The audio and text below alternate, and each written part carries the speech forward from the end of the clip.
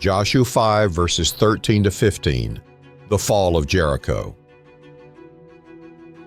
Now when Joshua was near Jericho, he looked up and saw a man standing in front of him with a drawn sword in his hand. Joshua went up to him and asked, "Are you for us or for our enemies?" "Neither," he replied, "but as commander of the army of the Lord I have now come." Then Joshua fell face down to the ground in reverence and asked him, "What message does my Lord have for his servant?" The commander of the Lord's army replied, "Take off your sandals, for the place where you are standing is holy." And Joshua did so. Joshua 6 verses 1 to 27. Now the gates of Jericho were securely barred because of the Israelites. No one went out and no one came in. Then the Lord said to Joshua, "See, I have delivered Jericho into your hands, along with its king and its fighting men. March around the city once with all the armed men. Do this for 6 days. Have 7 priests carry trumpets of ram's horns in front of the ark. On the 7th day, march around the city 7 times, with the priests blowing the trumpets. When you hear them sound a long blast on the trumpets, have the whole army give a loud shout. Then the wall of the city will collapse, and the army will go up, everyone straight in." So Joshua son of Nun called the priests and said to them, "Take up the ark of the covenant of the Lord and have 7 priests carry trumpets in front of it." And he ordered the army, "Advance, march around the city with an armed guard going ahead of the ark of the Lord." When Joshua had spoken to the people, the 7 priests carrying the 7 trumpets before the Lord went forward, blowing their trumpets, and the ark of the Lord's covenant followed them. The armed guard marched ahead of the priests who blew the trumpets, and the rear guard followed the ark. All this time the trumpets were sounding, but Joshua had commanded the army, "Do not give a war cry, do not raise your voices, do not say a word until the day I tell you to shout. Then shout." So he had the ark of the Lord carried around the city, circling it once. Then the army returned to camp and spent the night there. Joshua got up early the next morning, and the priests took up the ark of the Lord. The 7 priests carrying the 7 trumpets went forward, marching before the ark of the Lord and blowing the trumpets. The armed men went ahead of them, and the rear guard followed the ark of the Lord while the trumpets kept sounding.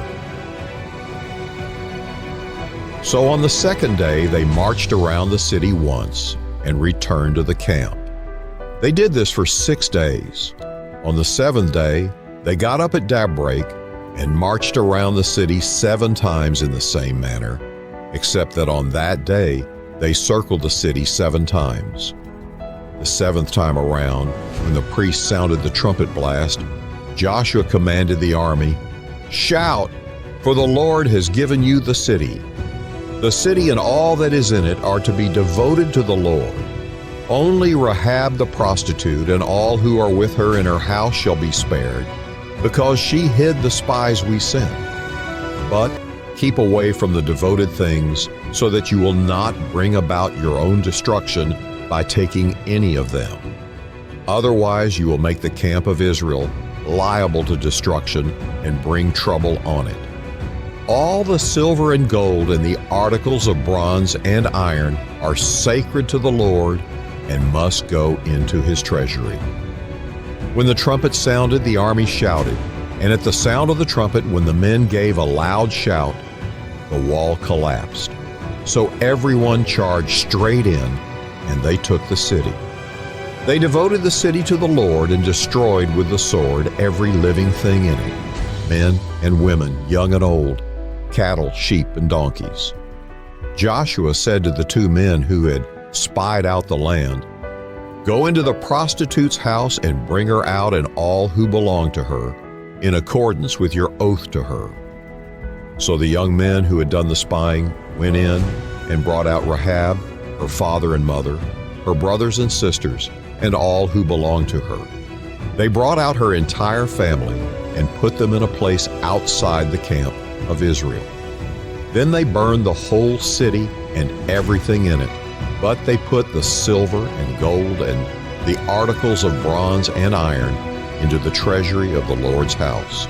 But Joshua spared Rahab the prostitute with her family and all who belonged to her, because she hid the men Joshua had sent as spies to Jericho, and she lives among the Israelites to this day.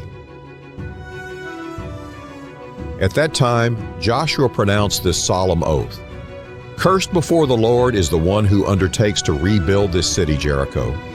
At the cost of his firstborn son, he will lay its foundations. At the cost of his youngest, he will set up its gates." So the Lord was with Joshua, and his fame spread throughout the land. Psalm 46, verses 1 to 11, God is our refuge and strength, a very present help in trouble.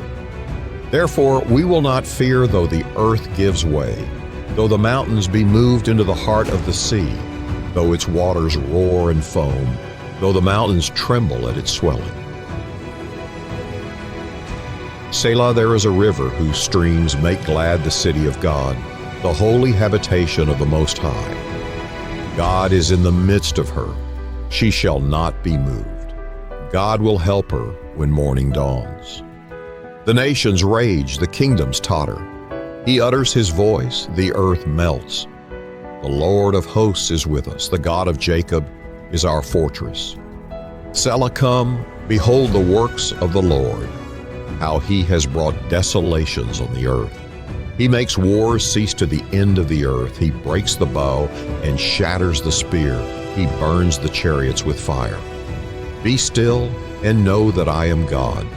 I will be exalted among the nations. I will be exalted in the earth. The Lord of hosts is with us. The God of Jacob is our fortress. Psalm 121, verses 1 to 8. I lift up my eyes to the hills. From where does my help come? My help comes from the Lord who made heaven and earth. He will not let your foot be moved. He who keeps you will not slumber. Behold, he who keeps Israel will neither slumber nor sleep. The Lord is your keeper. The Lord is your shade on your right hand. The sun shall not strike you by day, nor the moon by night. The Lord will keep you from all evil. He will keep your life. The Lord will keep your going out and your coming in from this time forth and forevermore. Isaiah 40, verses 29 to 31. He gives strength to the weary and increases the power of the weak. Even youths grow tired and weary, and young men stumble and fall. But those who hope in the Lord will renew their strength. They will soar on wings like eagles. They will run and not grow weary. They will walk and not be faint. Don't forget to like and subscribe.